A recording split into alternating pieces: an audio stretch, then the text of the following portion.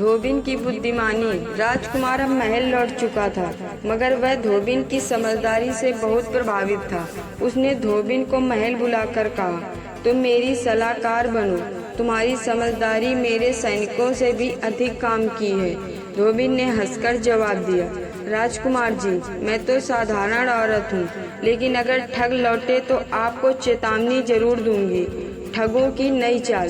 चारों ठगों ने अपने आप को साधु, व्यापारी और भिखारी का रूप दिया। वे अलग अलग ढंग से लोगों को बहकाने लगे। ठग नाग ने झूठा ज्योतिषी बनकर कहा, तुम्हारा भाग्य चमकेगा अगर मुझे चांदी दो। ठग भालू ने नकली दवा बेची, यह खाकर बूढ़ा भी जवान हो जाएगा। ठग लोमड़ी ने व्यापारी का रूप धरकर नकली रत्न बेचे। ठग गिद्ध ने नकली साधु बनकर कहा, दान करोगे तो स्वर्ग मिलेगा। नगरवासी फिर से परेशान होने लगे। राजकुमार और धोबिन की योजना। जब खबर महल पहुंची तो राजकुमार ने धोबिन से पूछा, अब क्या करें?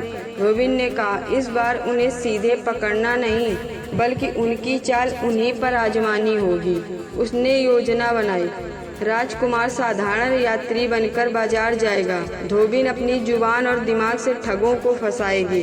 नगरवासी गुपचुप सब देखते रहेंगे। ठगों की नई चाल। बाजार का मेला। नगर में उस दिन बड़ा मेला लगा। ढोल नगाड़े बज रहे थे, दूर दूर से लोग आए थे। राजकुमार ने साधारण कपड़े पहनकर यात्री का रूप लिया और बाजार में घूमने लगा। धोबिन भीड़ में छिपकर सब देख रही थी। ठगों की चालें। चारों ठग एक एक करके उसे फंसाने आए।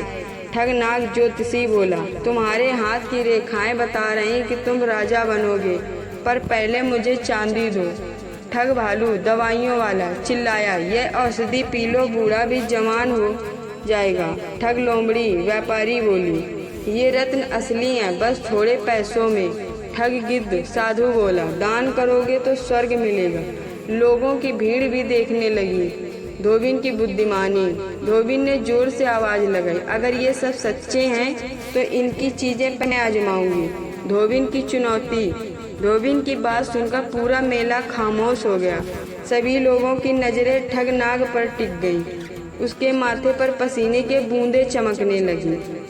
वह इधर उधर देखने लगा, जैसे सच में सैनिक उसके पीछे खड़े हों।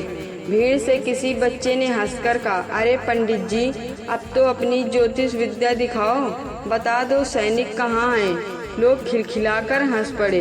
ठग नाग बुरी तरह घबरा गया। वह चिल्लाया, ये सब झूठ है, मैं सच्चा ज्योतिषी हूँ। लेकिन तभी सचमुच सैनिक भीड़ से निकल आए और उसके पीछे खड़े हो गए। ठगों की घबराहट।